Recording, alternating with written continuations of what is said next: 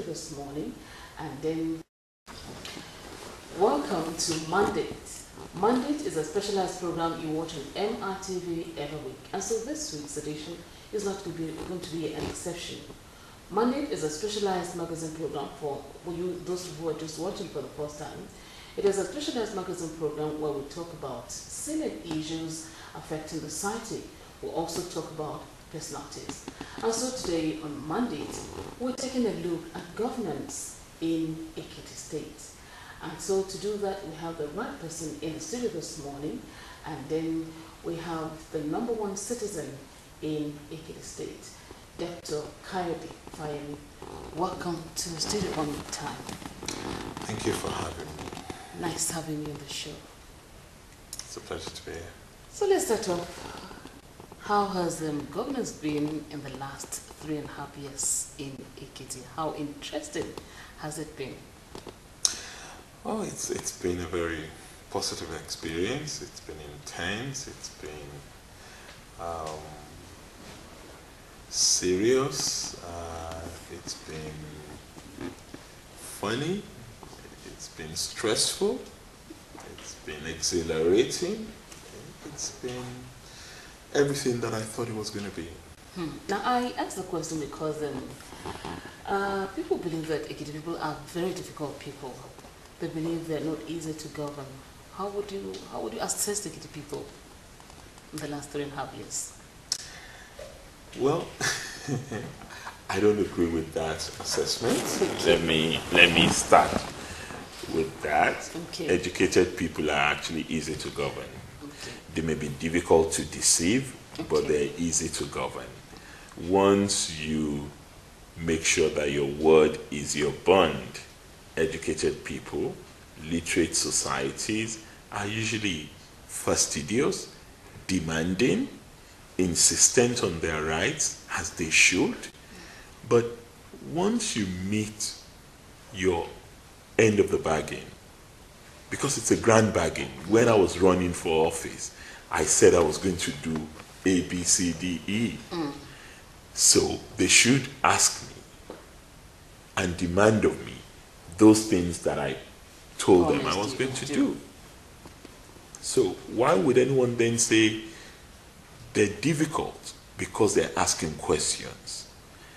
And my own experience, I can only go by my experience, is that Ekiti people in large numbers are very, very appreciative of good governance, of accountable governance, of transparent governance. That has been my experience. I was very clear about what I was going to do in office. My roadmap to Ekiti recovery, popularly known as the 8-point agenda. Has almost become a mantra. Everybody, even school children, can sing the 8-point agenda. They know what the 8-point agenda is all about. And there are specifics to the 8-point agenda. I promised I was going to connect all of Ekiti by motorable roads. I promised that I was going to create optimum communities in the state. I promised that education was not just going to be free up to secondary school level, but qualitative and compulsory, including giving each and every child in secondary school a laptop with the curriculum loaded onto it. I promised I was going to improve the quality of education at our tertiary institutions, particularly the university. I promised free healthcare. I promised to revive the industrial sector and the moribund industries. I promised to bring back the glory of our tourist belt. I promised gender equality and women's empowerment. And I promised above all, as a cross-cutting issues, good, transparent, accountable governance. All right. And on all of these things, I can point to specifics. Okay. This is what I have done. This is what I haven't done. So, and the people too, they acknowledge these things And I said I was going to do social security for the elderly. Very few people believed it. When I said I was going to do laptop per child, very few people believed it was going to happen. After all, this is number 35 on the revenue ladder of the country. Yes, I was going to. Where's going to get the money to do these things? How is it going to connect all the roads in Ekiti, which used to have some of the most horrible road networks in the entire country? How is it going to fund free health? But 3 years, 3 months down the line, the pictures are there. the evidence is there for people to... Okay, Your Excellency, let's start off by talking about the education sector. Everybody knows that Ekiti people are noted for doing well in the education sector. And some years back, we all know that Ekiti wasn't doing well before you came into office. Now, what's the situation now in the education sector in Ekiti State? Well, the way to answer your question was to really go back to what we did. Okay. When I became governor here, one of the very first things I did was to set up a task force on education that planned an education stakeholder summit chaired by the late Professor Sam Aluko. And what that summit did was to highlight deficiencies in the education sector across the board, from basic education right up to tertiary education, and came up with the things that they felt we needed to do in order to correct the anomalies in the education sector. The question of education infrastructure was critical because the bulk of the schools that we had in Ekiti, some of them had not been touched since Chief Obafemi Awolowo had his UPE in 1955. So the education infrastructure, the buildings were run down, many of them were without furniture, the roofs were leaking. If you came to Ekiti then, I mean, you would be embarrassed. For many of the schools, including the leading schools, like my own old school, Christ School. So education infrastructure was one of the things I highlighted that we needed to do something about.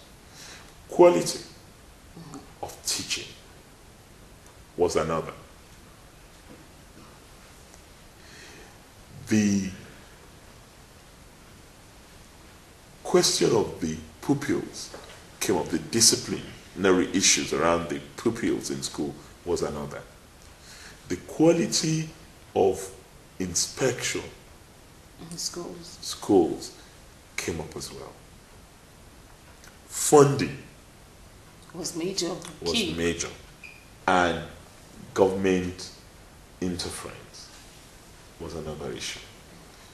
And the way we responded to this was to begin what we call Operation Renovate and Rebuild All Schools. Okay, you started by renovating. So where did the money come from? Because Ekiti, we all know, is poor. It's a 35th state in the ladder of... I often object to the terminology when people say Ekiti is poor. Well, that's what we heard. Ekiti may be resource challenged, okay, but we're not poor. Okay. When you have creativity and innovation, right, you cannot be poor. Okay, you're right. And I don't consider us a poor state. So how did you source the money to fund the infrastructural development? Planning, okay, prudence, and commitment. Okay. Don't forget, we had a plan. The 8-point agenda was fully costed. We knew what everything we were going to do was going to cost us roughly. And we knew what was available to the state by way of federation account allocation, by way of internally generated revenue, by way of what we were going to source from the development community, given our relationship with the development partners, and what we were going to source from the capital market. We were very clear about the sources of our funding. So when we started this renovation of all schools, it was a combination of our SUBEB funding, which is joint funding counterpart between the state and the federal government, and our own internal resources. And we did not one school, all of our secondary schools, and then virtually all of our primary schools, 856 primary schools, 184 secondary schools. And they were all taken care of. You can go around the capital and check out some of them. We didn't build mega schools. We don't need mega schools here. So we didn't venture into any of those. But there were new schools built. Okay. New classrooms, block of classrooms built, particularly in our basic school, in our primary schools. We also co-located our schools. Some will call it merging, Okay. the junior and the senior secondary schools, in order to enhance efficiency and discipline in those schools. We, of course, put teachers through some assessment, which, of course, became a big issue, if you recall, 2.5 years ago. Yeah, when you said they had to sit for examinations before they were promoted. Well, yes, because we felt our teachers too were identified as a key component of our success factor if we're going to make a difference from what used to happen in the education sector. And we did all this, but it didn't stop there. Part of the recommendation also was that we must merge the 3 universities that existed in the state then to one. And we did. These are pretty revolutionary things because we had resistance. Some are still resisting even now. We cancelled automatic promotions in high schools. We introduced what we call a unified examination in SS2. And if you do not succeed in the unified examination, we won't present you for the WASC examination. Okay. We also waged a major war against what is commonly known as miracle centers in the state. We took them out. Are you sure that to date you don't We've have to? taken them out in this state. Okay. But we knew that our people who have not been successful in WASC examination need to also be taken care of. They don't have to lose their future because they have not succeeded once. Right. So we created remedial colleges in all of our local governments so that they can go and take exams as external students in those remedial colleges. And I can tell you 3 years down the line, when I became governor, the average success rate in WASC examination in Ekiti was 20%. When you came on board? When I came on board. In fact, it was worse. My own school had 9% in 2011. Christ School Ado Ekiti, and that's, I mean, even if I'm the one saying it, at the risk of being immodest, one of the best schools in this country. 9%. But in 2013 WASC examination, Christ School had 99%. And the average in Ekiti jumped from 20% to 70%. No other state has that kind of meteoric rise in the education sector. Okay. And at the same time, Ekiti State University, which is the outcome of the merger of the 3 universities, for the first time in its 33-year history, has all of its courses accredited by National Universities Commission. And it had the best results in the Nigerian Law School. Not Unilag, not Obafemi Law University. Ekiti State University had the best results in the Nigerian Law School this year. That's a good one there. Congratulations on that feat. You also mentioned the issue of discipline. So how have you been able to tackle the issue of discipline amongst the students? Well, one of the things we've done was to encourage the reintroduction of boarding school in many of our high schools. Besides that, we have streamlined what used to cause confusion. You know, there were schools that had 4 principals and 4 vice principals. When the schools were, Christfield is a good example. There was a principal in the junior secondary boys, another principal in the junior secondary girls. There was a principal in the senior secondary boys, and another principal in the senior secondary. And there used to be a whole lot of confusion as to who was in charge or not in charge.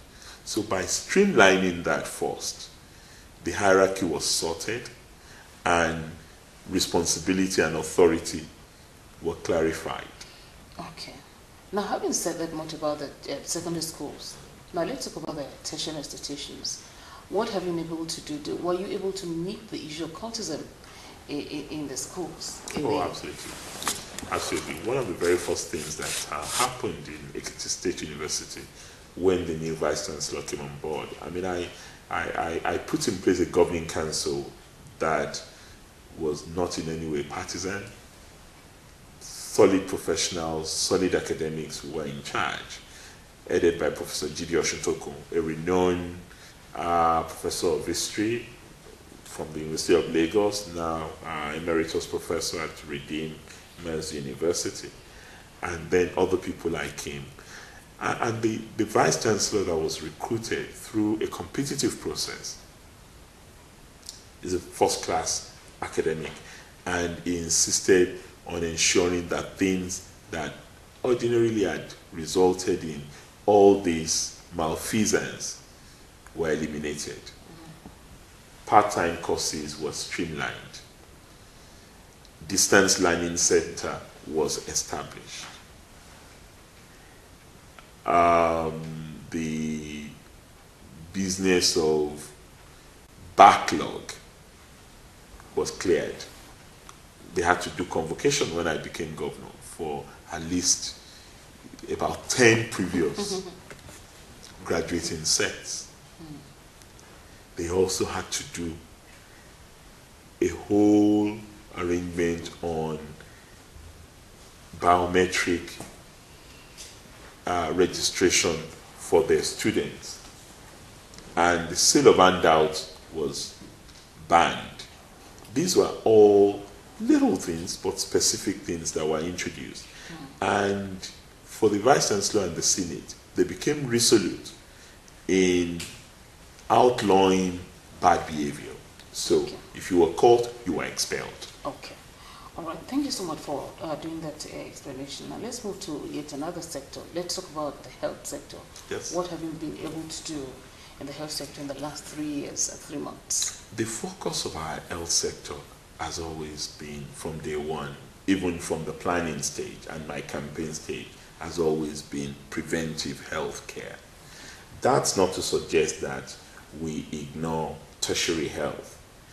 Since Ekiti 2, we're not the backwaters again. Lifestyle diseases are also creeping up here.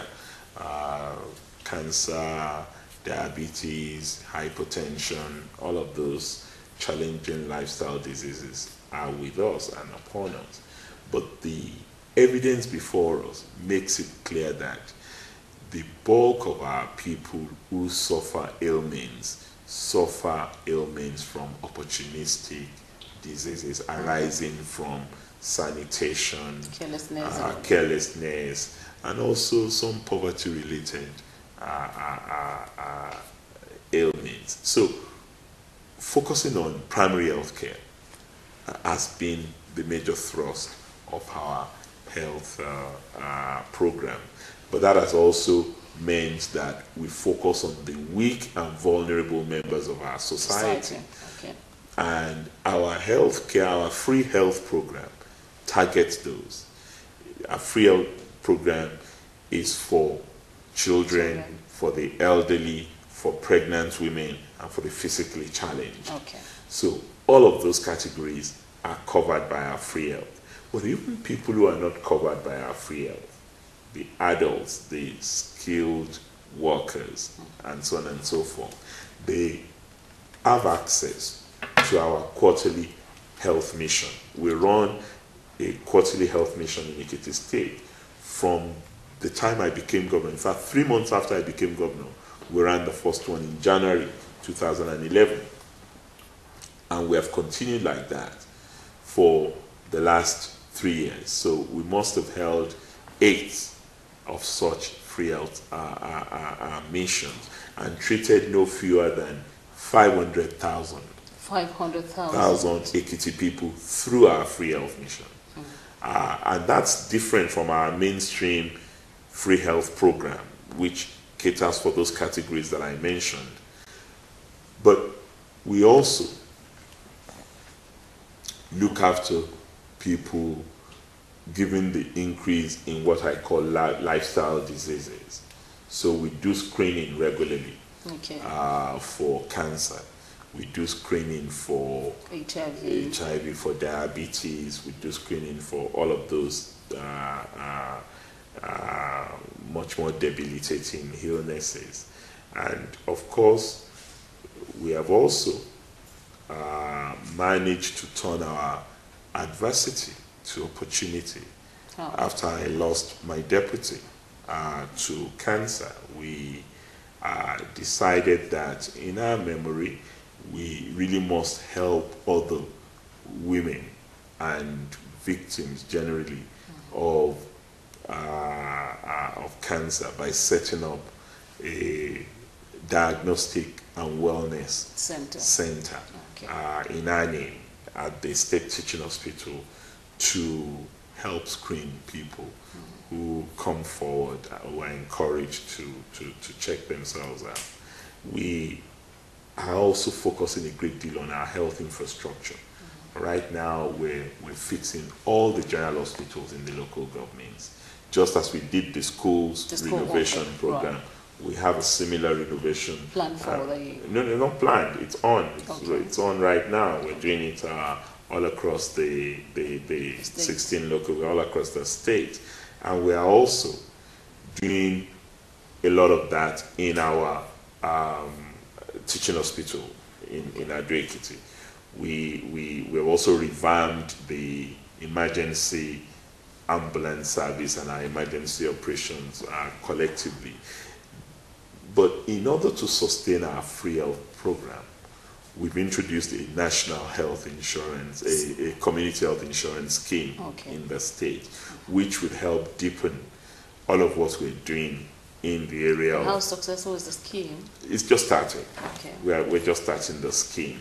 We're reasonably confident that it's going to help deepen, particularly into the rural areas, our health care program. The indices are pretty encouraging.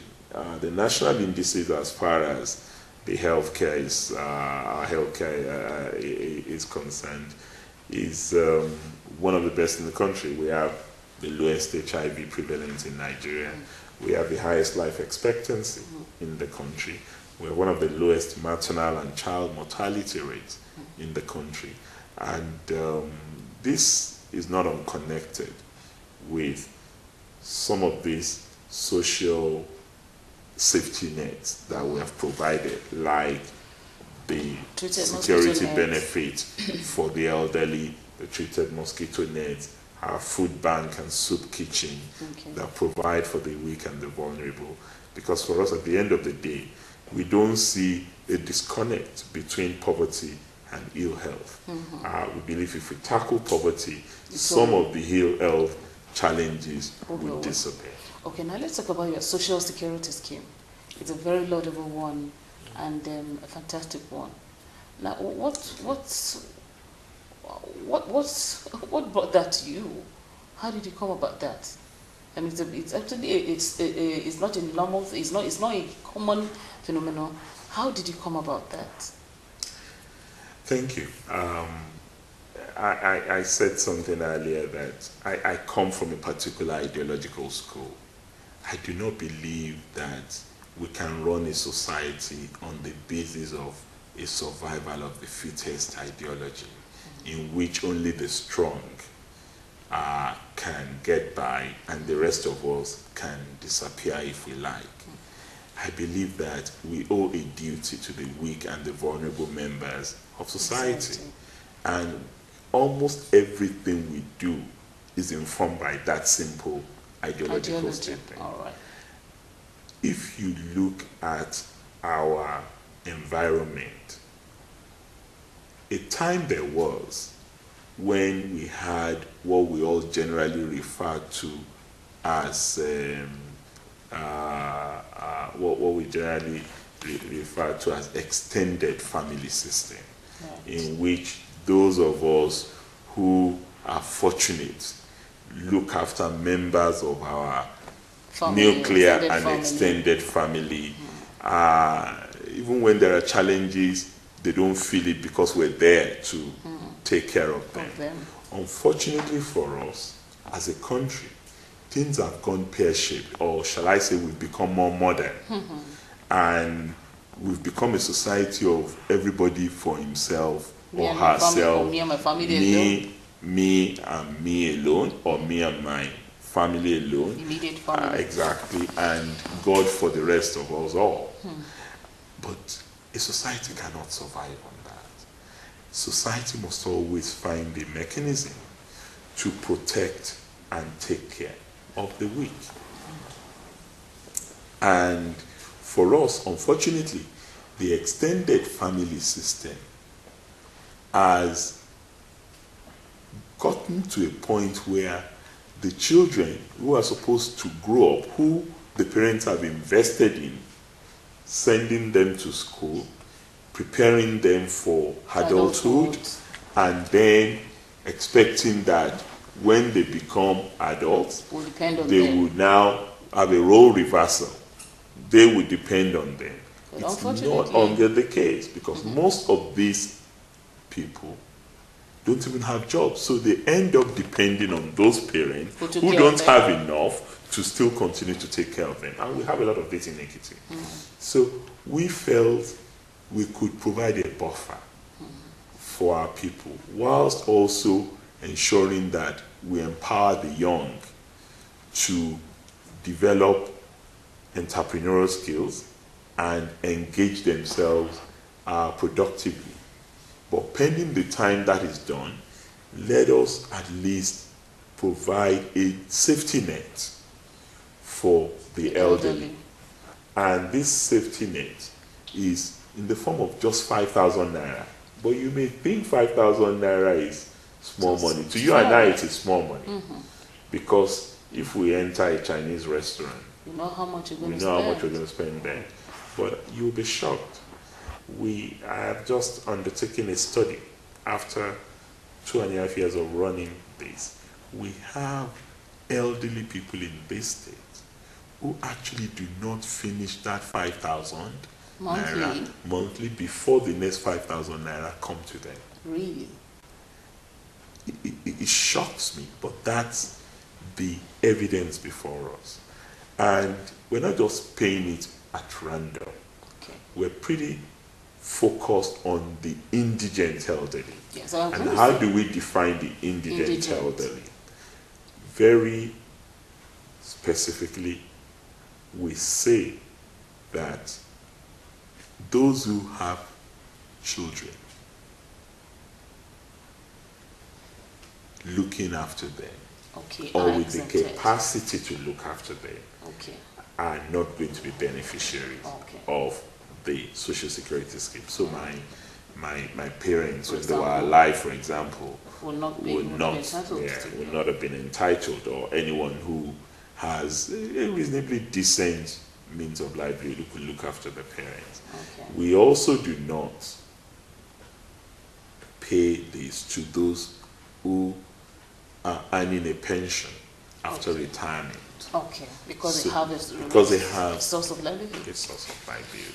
So you're talking about the really indigent segment, and right now we're paying about 25,000 across the 16 local governments. These 5,000 naira each at the end of every month. And it's not just what it does to enhancing the dignity of these elderly people. It is what it does for the local economy.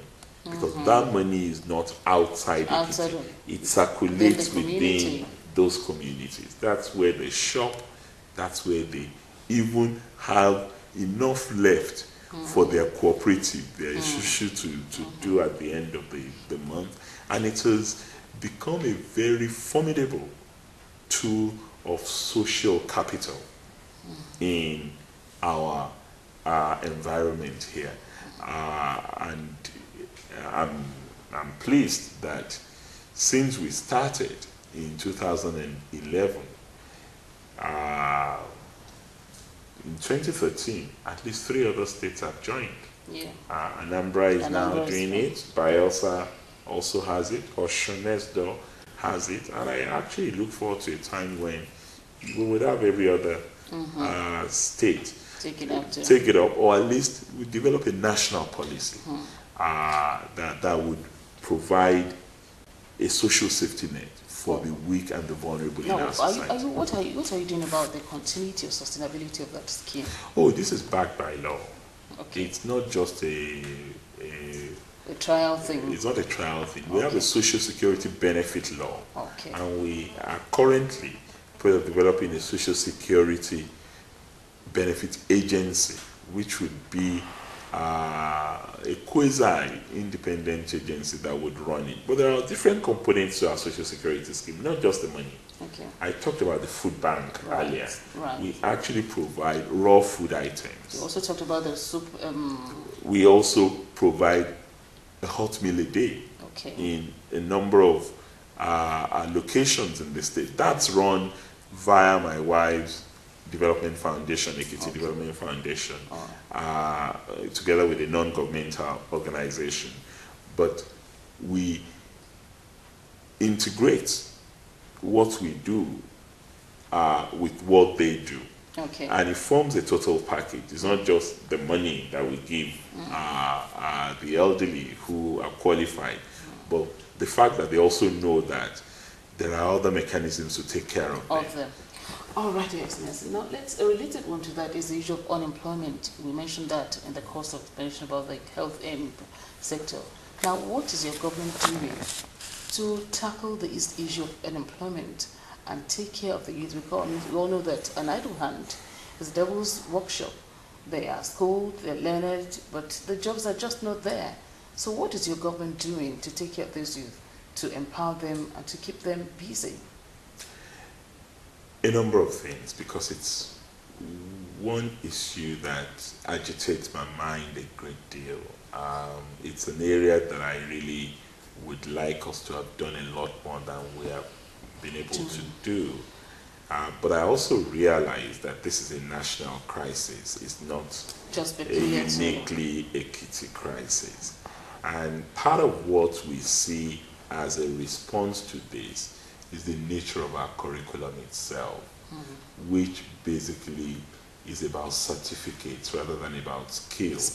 So we are focusing a lot on skills building. We've set up enterprise development centers around the state to retool and reskill our young people who are desirous of employment. But pending the time they're able to set themselves up with the support of government, we also run what we call a volunteer scheme. That volunteer scheme, over the last 3 odd years, has recruited about 10,000 youth, and it pays them 10,000 naira. Okay, now I was with that because it's not just about empowering them. It's not just about acquiring skills. We've had a lot of youths that if you ask them, they tell you they know about 3 or 4 skills and still they're not doing anything. So what are you doing after empowering them, ensuring that they live with it, they work with it, and they earn some pay to sustain their lives? It's clearly a continuous issue that government must focus on, and we must develop a strategy that works. For us, when we say we're focusing on the knowledge economy here, and also on tourism and agriculture, which are the 3 growth areas that we see as major drivers of economic regeneration in the state, we know that we're going to have to reskill these people, our young people, and provide a buffer for them to develop opportunities over the long term. There is no magic bullet, unfortunately, that is going to reduce the rate of unemployment in one fell swoop. We just need to ensure that we develop new centers of growth that would attract young people. And what are those areas? We see ICT, for example, in Ekiti as some aspect of the work that we must focus on, because many young people are interested in ICT, but not ICT for ICT's sake, but ICT for the sake of providing functional jobs in the state. Okay. Now, having said that, Mod, you also mentioned something that is key and related to the youth, and that's, for example, creating sectors that will be interesting to the youth. We all know that agriculture is the sector where youths are not interested, not even youths alone. So what's the government doing on agriculture? And then is there any program that is taking care of the youths in the agriculture sector? It's interesting you should ask that. Again, I don't agree that young people are not interested in agriculture. Really? Young people do not want to engage in subsistence farming like their fathers did. Okay. They want, if you like, Mechanized farming. Psychedelic, mechanized, modernized agriculture. And agriculture is a business in which the full value chain of the business, they can participate in it. And we have very clear evidence of that. We have a program in Ekiti called Youth in Commercial Agriculture Development Program. And our YCAD program has been very heavily subscribed by young people, young graduates. We even have a doctor who became a farmer and has been doing well. But what we've done is to provide for them a support base. We help them clear the land. We provide them with the fertilizer. We also provide them with the market. Market? Yeah. To sell?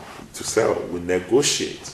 For example, for our cassava farmers, we negotiated the market for them with the Thai farms, the flour mills of Nigeria, Nigerian starch mills. They come here to Ekiti and actually get the cassava from source. Which makes it very easy. Which makes it very easy for them because they don't want to start looking for who would buy from them. And I think that's where government can assist in creating the enabling environment for that. But it's a long haul. In order to get young people more interested, we need to be very, very clear about the necessity of meeting their expectations, because young people are very impatient. They want quick results, and there must be some quick wins for them to allay their fears, and to sustain them in the business. So we cannot be romantic about it and just say, oh yes, we want them to go into farming. They're not interested. But if you structure it in a manner that makes it attractive to them, and you provide them with a support base and a ready market, I think a lot more young people will be interested. I mean, yesterday I was at one of the YCAD operatives' poultry farms. I mean, we had a visit to their poultry farm where they're rearing about 25,000 broilers. And interestingly, they had a section that produces the feed. There's a feed mill run by a YCAD graduate. Okay. You also have the poultry run by another set of YCAD graduates. So one-stop sort of... in different places. Okay. The feed mill is in Ekiti. Okay. The poultry farm is in Ikere. Okay. And then the processing plant is in another part of Ekiti. Okay. Okay. So they can develop the chain and they're part of the same team. Okay, now a related one again is the community development initiative. Community government. Yes. What about that, and how successful? Again, very is simply, it? I'm a student of history and politics. Okay. And one of the things I have found out in my own research is simply that towns union are very accountable in our setting. You put a man who has no qualms dipping his finger into the national treasury. Right. When you put the same man, for whatever reason, if he is seen to be a decent citizen back home, you put him in charge of the towns union. He manages the towns union in a much more accountable manner. He is transparent. He delivers diligently and on cost and on time. The exact opposite of what he would do if he was in charge of a national project. And we figured out that for us, it enhances ownership in those communities if we engage them to take charge of some of the projects that are local to them. And we set up a ministry of rural development and community empowerment. Okay. We called for bids from the communities. I met with the president and the secretary of all of the towns unions from about 131 communities in Ekiti. And every year I normally go to the communities to demand of them what it is they would like to see in the budget for the forthcoming year, for the coming year. And they generously give information about what they'd like to see, the road to our farmstead, we want our health center fixed, we want our palace fixed, we want to build a new civic center. So it's not that they're imposing ideas on them. No. They come up with the ideas, but we of course don't have the money to go around all the ideas that they want implemented. So we take at least one. Prioritize. We prioritize. We take one. It could be a palace in this community. It could be a town hall in this other community.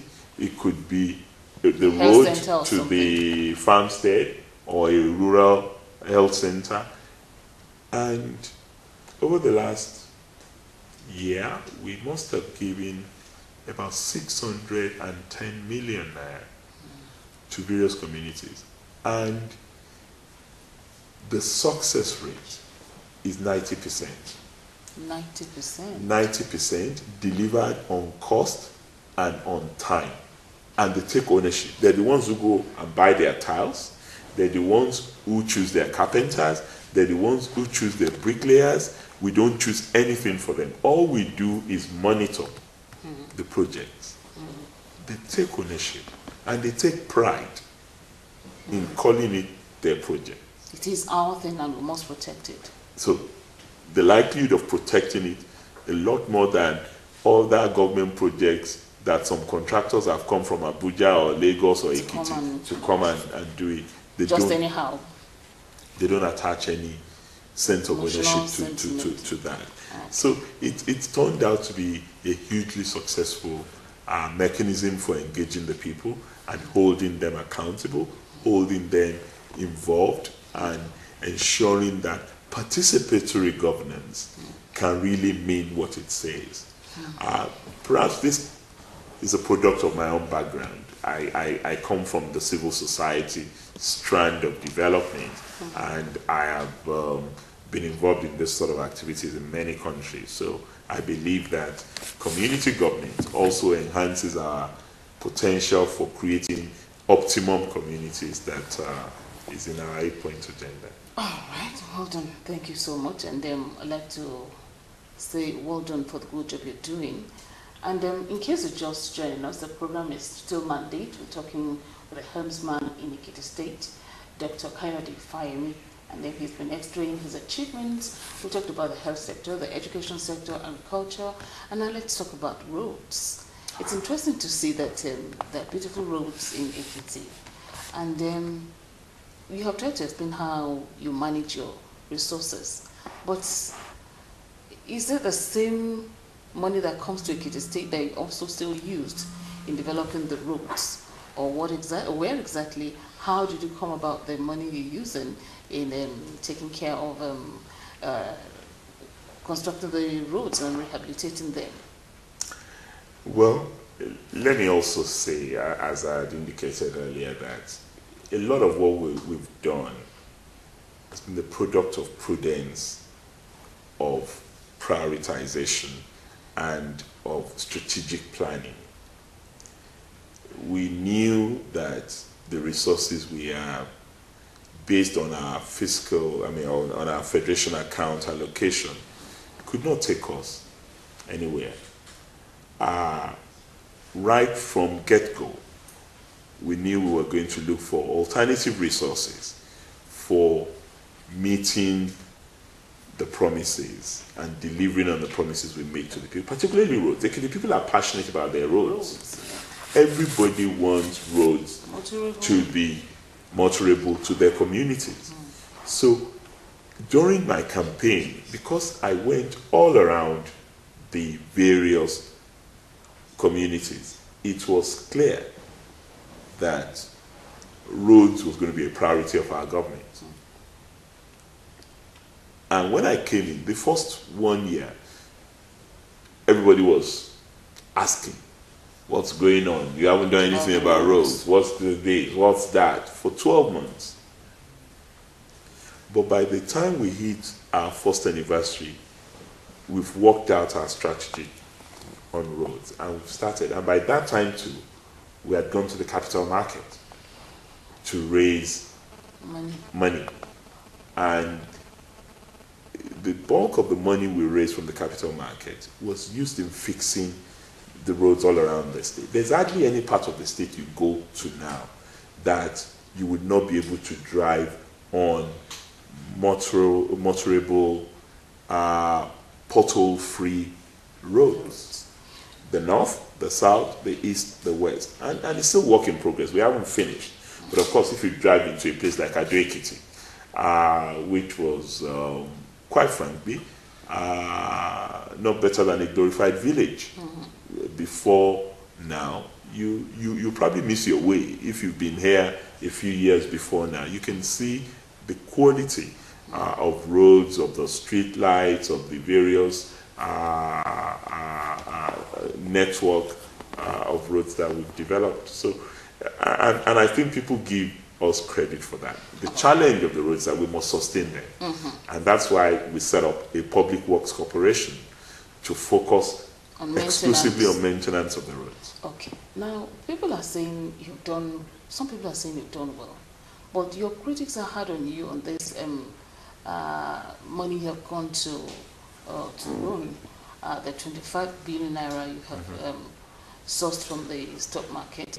They're saying that it's rather much, and that considering the lean cost of the state, how do you intend? Is it not they feel you're going to mortgage the future of Ekiti people with the money you just collected? How do you intend to sustain that, and what's your explanation to that? You know, I think it's a good question you've asked. For the benefit of those who are genuinely ignorant of the processes involved in capital market borrowing, that's why I say it's a good question. First, a state that is not creditworthy cannot borrow in the capital market because the rules are very stringent. You do not only need the approval of your House of Assembly, you need the clearance of the Debt Management Office, and you need the certification of the Stock Exchange, Securities and Exchange Commission, and the Nigerian Stock Exchange. When we approached them in 2011, we got the first tranche of our 25 billion naira, 20 billion in 2011. We had to prove to these various regulatory institutions that these projects were going to be regenerative. That is, they're not just money thrown at some fancy project, elephant project, but projects that would improve the lot of the state, increase the resources of the state over the long term, and also raise money for the state. Okay. So we had Ikogosi. Okay. Talking about tourism now. Talking about tourism. 2 years down the line, Ikogosi is beginning to yield that dividend. 20,000 people, over 20,000, were there in this New Year Christmas period. 20,000. 20,000 people.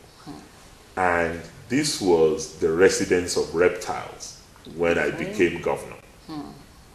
Nobody could go to Ikogosi when I became governor. And in 3 years, we've turned it around. It's become the destination of choice for so many people.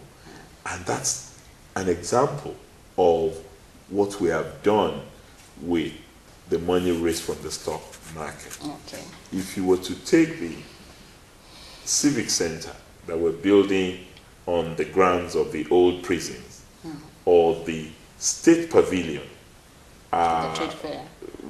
no, not the trade fair. We have a state sports pavilion, which is springing up now.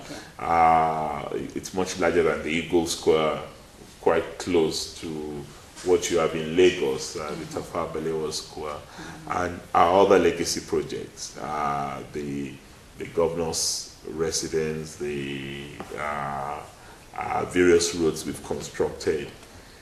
In 2 years, we have paid back 9.6 billion naira out of that, because every month we pay 400 million naira deducted from source.